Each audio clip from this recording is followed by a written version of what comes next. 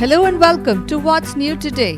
This is a kids and family podcast about current events shaping our world.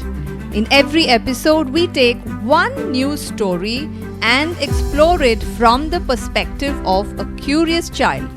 This could be a news story in science or politics or business or entertainment. This is Sangeeta, your host from India, and with me today co-hosting this show is... Hi, I'm Eesha. I'm 12 years old. I recently moved to India from the US. So Eesha, do you read the news or how do you get your information about current affairs? Actually, I read the news around once a week and I recently started listening to What's New Today. I listen to it on my Google speaker, so all I have to say is, "Hey Google, please play What's New Today," and I'll get the latest episode. How do you like science, Eesha? Because today's topic is a little bit about animals, especially giant creatures. Scientists from various parts of the world got together to answer the question, today, can you really find creatures that are as big as the King Kong that some of us may have seen in movies? Yeah, I think it's really fascinating that the animals can't really become as big as they were. Is there any other giant creature that comes to your mind, Eesha, in any movie that you've seen? When I think about giant creatures, I think about Clifford the Big Red Dog. Or I think about May from Turning Red and how she and her mother turned into humongous giant pandas. I also remember reading about giants in books, like Jack and the Beanstalk.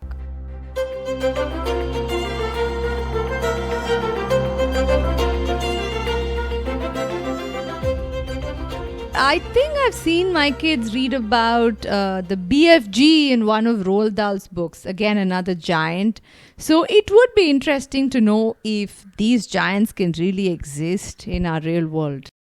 If any of us went on a vacation someplace or maybe just strolled down the streets of California, can we possibly really find a giant big panda like what May turns into? What do you think? Is that possible? Probably not actually, but it would be really cool to see if that actually happened. Just to clarify to all the listeners, it's only in our imagination. I don't think there's a giant big panda out there on the streets of California. It's perfectly safe.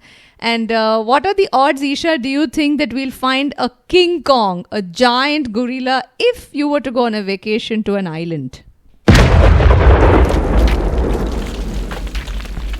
I think the odds are probably none, but it would be actually really fun to imagine that there's something as big as King Kong out there.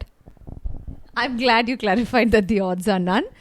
But why Eesha thinks the answer is that there's unlikely to be any gorilla the size of King Kong, I'm going to let Eesha answer this question because just before we started this podcast, the recording of this podcast, Eesha told me that she'd already read an article about the topic in a science news journal.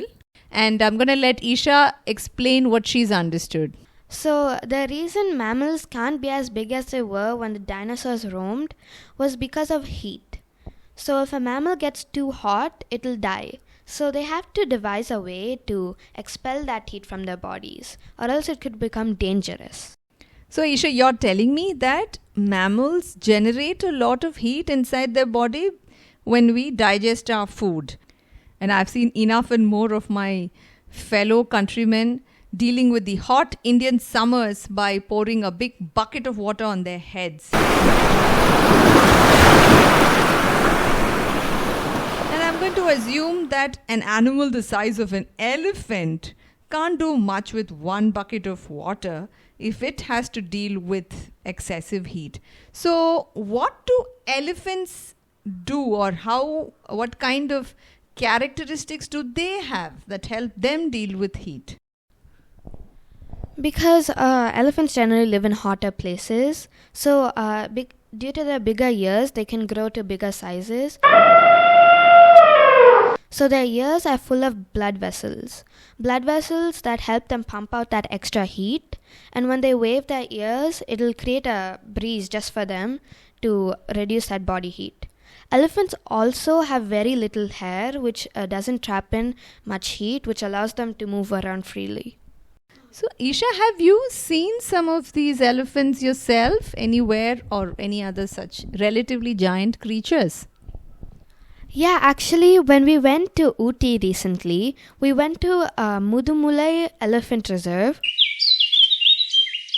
where we got to see them feeding the elephants and how they walk them.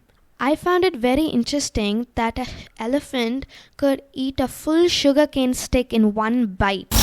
Oops, I can barely eat a tiny sugarcane stick and I already feel my teeth wobbling all over. And you're telling me an elephant can eat an entire sugarcane in one shot. Wow. At that same elephant reserve, they had wild boars. So as soon as the elephants were done with their feeding time, all the wild boars would move in, take in all the scraps and then move out again. So you've had a rather pleasant experience with a big giant creature, right? Have you ever had an unpleasant experience with a giant creature ever? Yes, maybe once. In Canada, we went to a safari where a small incident occurred. While feeding an ostrich, it bit my brother's finger, and that was kind of a different experience. Although ostriches are a giant bird, and they're not as big as elephants, they can still bite your fingers. Vicious. So what happens if a mammal becomes really big? Like, imagine if there's an elephant and it becomes 10 times the size. Why can't it expel its body heat? So if an elephant became 10 times its size, it would have to find even more food to eat. So it would be producing even more body heat than it would be right now. So that would become a really big problem for the elephant. You mean the elephant might be something like a giant ball of gas, a smaller version of the sun. So at some point it'll just burst out. Is that what you say? Yeah, that's what I meant. So in that case, how come on Earth we've had giant creatures in the past, including dinosaurs? Or is your explanation unique only to mammals who generate a lot of heat? Actually, dinosaurs were reptiles, which means they were cold-blooded. So these cold-blooded animals, their body temperature would change with the surroundings, which that means they didn't have as many problems to expel body heat as our nowadays animals do. So you mean to say a cold-blooded creature like a dinosaur doesn't produce a lot of heat when it is digesting its food? Or a crocodile also is mostly lazing around by the riverbank because it just doesn't have a lot of heat inside its body. And that's the reason why dinosaurs can become really big. But elephants, unfortunately, are limited to their current size. Eesha, some of our listeners are really young and they may not know what's a cold-blooded or a warm-blooded animal. Can we please help them?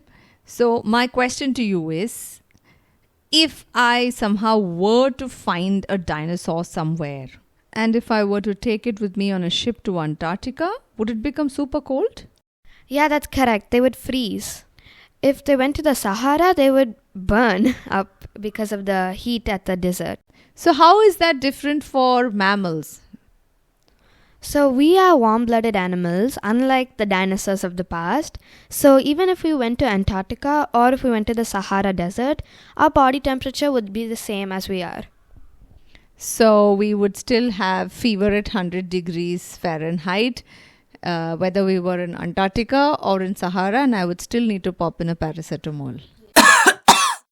So what Eesha is trying to tell us is that all these giants we see in movies, whether it is King Kong, the gorilla, or it's the giants in Ella Enchanted, one of your Disney movies, or May in Turning Red, these are only characters in our imagination and they can't exist because if they eat a lot and they actually become big and big and big, At some point, they'll produce so much heat that they'll just burst and die. Eesha, I have an imaginary question for you. If all these mammals were somehow able to make some change in their genes, by which they can manage all that excess heat that they produce, then is it possible that we might still find a King Kong in some island in the corner of this earth? No. In an island, obviously, after some time, the food sources would run out. Unless, of course, there's a very steady supply of helicopters filled with people that land in that island, unaware of the threat looming there.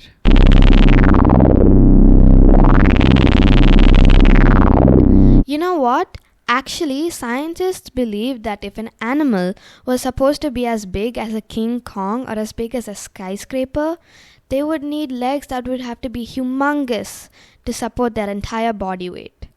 And if they had these big legs, they would probably not even be able to walk around. So you mean to say before King Kong picks up a rock and tries to throw it at an oncoming helicopter, it is more likely to fall down than hit the helicopter?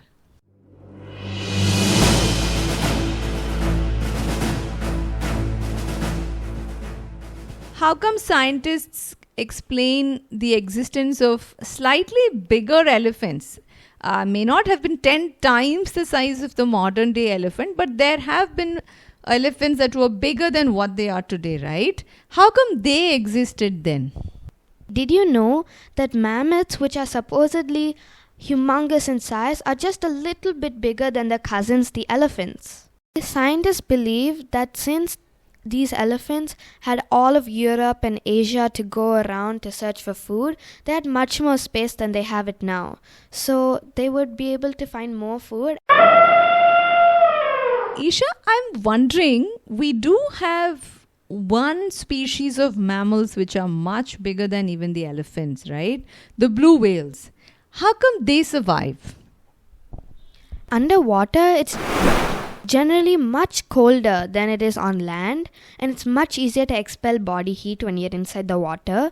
So that's how blue whales can become that big. And also the food source, which is just small krills and fish, they can find much more of that underwater than you can on land. Oh yeah, that's true. They can also travel very long distances under the ocean. So yeah, maybe if in the ancient days the mammoths were able to easily walk across from Europe to Asia without passports and find food. I think the modern day equivalent would be the fact that blue whales can still roam very easily. So Eesha, you seem to have read a lot about all of these creatures. Do you have some rather interesting trivia that you'd like to share? Did you know you can tell two species of elephants apart from their ears? An African elephant's ear is supposed to be shaped like the African subcontinent, while an Asian elephant's ear is supposed to be shaped like the Indian subcontinent. I even looked it up on Google and checked out the images. It's true. Did you know that some species of Asiatic bears can build nests in trees and live in them for almost their whole life? Also, a cheetah can accelerate in speed faster than a sports car.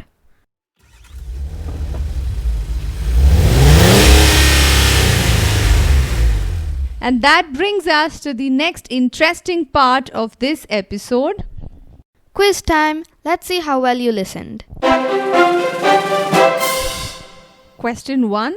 What is the name of the gorilla, a huge gorilla which featured in a famous movie? King Kong. Question 2.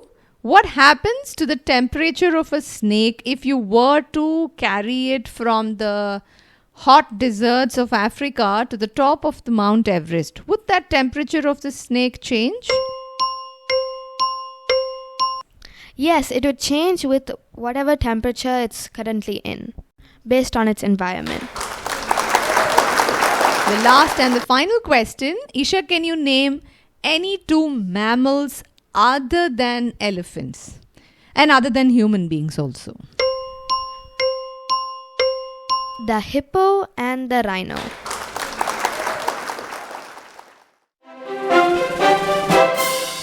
that brings us to the end of this episode. If you enjoyed this episode, please leave a review and a rating. I'd like to know how much you liked it. If any of you has any questions for either Eesha or me, please email them to us at hello@wsnt.in. New episodes are released every Monday and Friday, so if you'd like to be alerted as soon as the new episode comes out, do click the follow or subscribe button wherever you listen. Thank you for listening.